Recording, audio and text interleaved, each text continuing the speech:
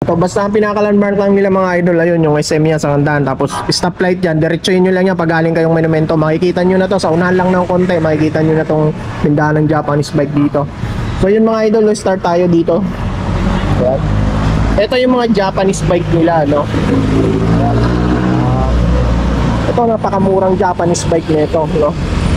Sa Japanese bike nila is mga Japanese bike nila mga idol is ano yan, 2.5 pag walang basket.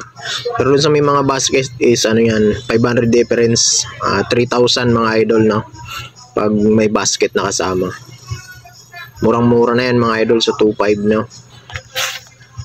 Itong hybrid bikes na to is alloy ito, no? Ito, binibenta to ng 4,000 dito sa kanila. Ayan, kulay white. Naka B-brake yan, alloy naman, Pro Max. Pero alloy frame yan mga idol, no? Ngayon, mga ganitong ano ngayon, pwede nyo na palitan ng disc brake yan. Kaya lang, syempre gagastos kayo dyan mga idol kasi pati hub niya papalitan nyo.